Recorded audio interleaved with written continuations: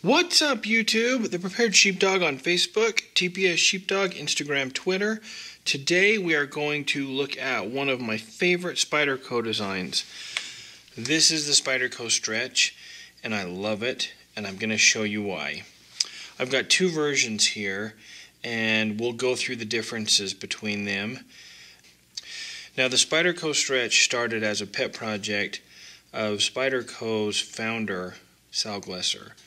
He designed this knife for himself for what he wanted, and he put special care in the material used, the size of the blade, the shape, everything about it. Sal is what Sal wanted. So, should we see where these are made?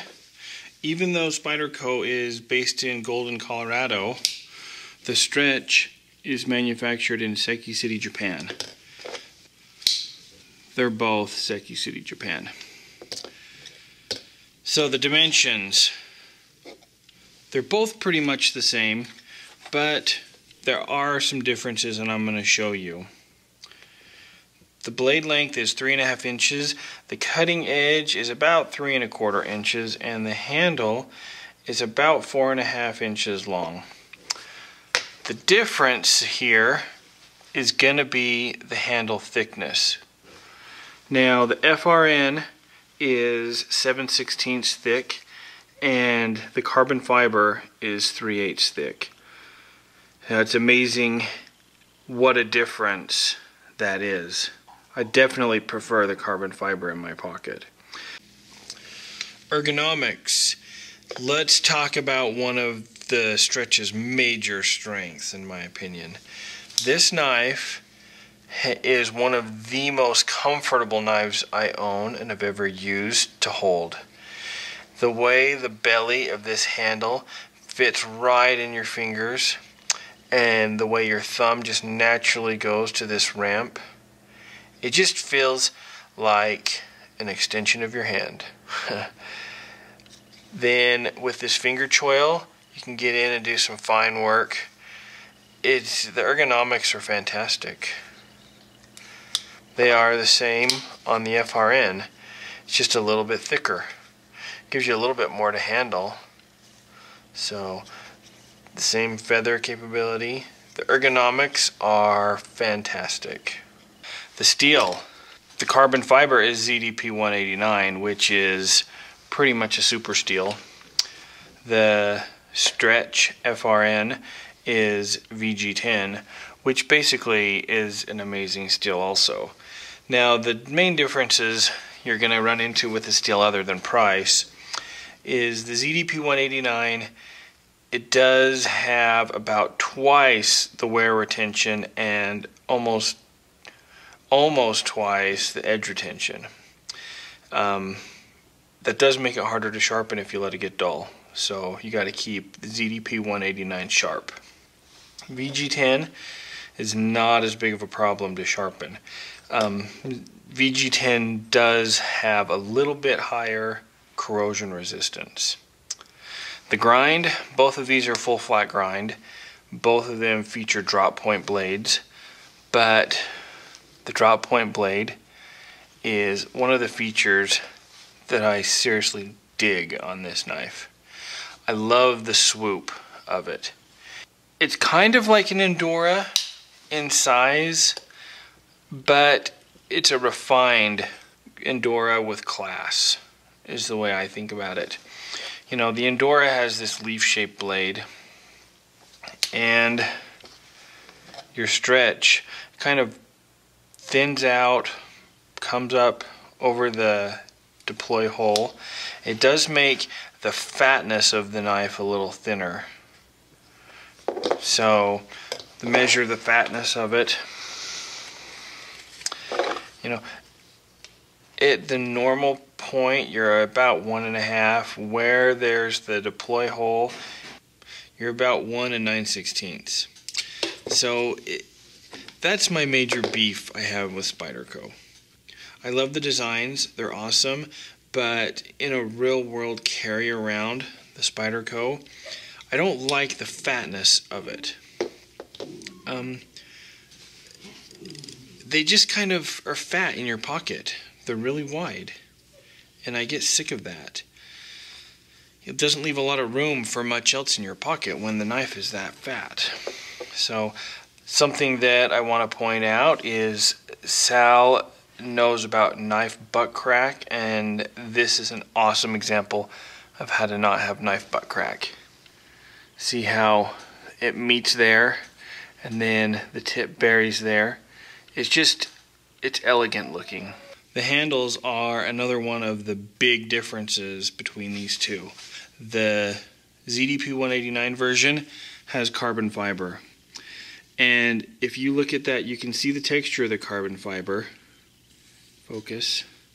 It's a great texture, but then look at the way that carbon fiber reflects.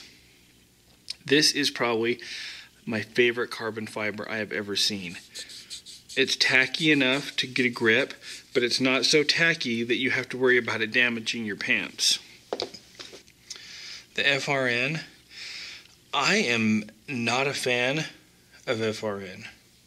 I know people love it, and I know that it functions very well, but it's just kind of offensive to me to handle for some reason. I don't like handling it. I much prefer this carbon fiber or a G10. It does have the awesome volcano pattern in the FRN, and it's sweet looking. I love that it says Stretch on it, but I'm not a fan. And that's another one of my beefs with Spyderco, is I am not a huge fan of the Spydercos that look like this or this. I think that they are awesome knives, but personally, they're not an EDC knife for me. They are more of a special tool. You know, I take this one camping, and it works great for camping, and I have reflective paracord on it, and I can find it if I drop it, but I don't want this in my pocket. This, on the other hand, does get pocket time. It's in my rotation of my EDC. The lock. The Stretch features lockbacks with the Boyd detent. You know, the Boyd detent, I don't know that it does much other than you can locate the lock fairly easily if you're not looking, I guess. But the lockback knife, you know, is a lockback knife. It's not my favorite lock. It works, and it's a strong enough lock that it's banned in the UK. But for my money, I want an access lock. I want a liner lock, a frame lock. I just am not a big lockback fan. The pocket clips, both of these Stretches have 4-way positionable pocket clips. So up, down, left, right, you choose. We're all lucky that way. It does feature the Spyderco signature tactical deploy hole. It is very functional, I'll say that. But it's one of my big problems with the Spydercos. I think that if they were to have thumb studs, you could have this knife would be that fat, and it would be awesome. I would carry this so much more. A few of the things that I would do different on this knife, if it were for me, I would totally change the lock. I really like the ball bearing lock on the Manix 2. The Manix 2's ball bearing lock, a lot of people think it's a lot like an Axis lock. Where it functions to the user like an Axis lock, it is not an Axis lock. There's a ball bearing in there that is forced down with a spring, and it would take, the knife breaks before the lock fails. I do like this choil here. Let's see how the Stretch compares. There's a little bit of a choil. I wish it were a little more defined like the Manix, and I wish it had a ball bearing lock. And then, you know, I already talked about if we could get thumb studs on this. Other than that, I think it is a sweet knife. It's a little heavier. This is 4 ounces, the carbon fiber version, and the FRN is 3.4 ounces. So they're light enough to carry for EDC and not drive you crazy. What kind of use do I picture this in mainly? Well, it is an EDC knife. Tactical is funny because when I think about a tactical knife, I think about like an Emerson CQC7 is tactical. What makes a tactical knife for me is if you have to tactical knives you thrust, and if I'm going to thrust, I want something to prevent my hands from slipping forward. And the new CQC7 with the flipper is sweet. A review is coming on this. The other thing is jimping and thumb ramp. Now that's what this deploy hole offers us, is an awesome thumb ramp with awesome jimping. Spyderco's jimping is fantastic. The finger choil right here, and it does have enough of a finger groove here to give your hand purchase for if you are thrusting. So I do think that this is somewhat of a tactical knife. This is a knife you're able to deploy in a defensive fashion if you have to. You know, the blade is not ideal for tactical use. You want, Tanto blades are tactical blades. But this drop point blade is perfect for EDC. It has a great belly. You can use this knife to do food prep. You can use this knife to open packages. Keep it sharp. Touch it up once a week after you use it a couple times, or you're going to regret it. But it is a sweet knife. The Spyderco Stretch is one of my favorites. I am going to do a review on the Mannix 2, so watch for that. But what do I think? I think you should get this one if you can find it. They don't make these ones anymore. You can find them on the secondary market.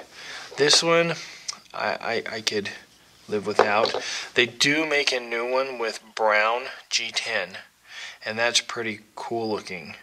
I just kind of prefer black. Black and satin blades to me they're not a fad color, and they are more of the kind of knife you could pass down to people, and they're gonna still be awesome looking. Where, the orange is very functional. This is a lot more of a classic looking knife. Now the clip does leave about what I consider perfect. I like about a ½ an inch out of my pocket, and that's just right.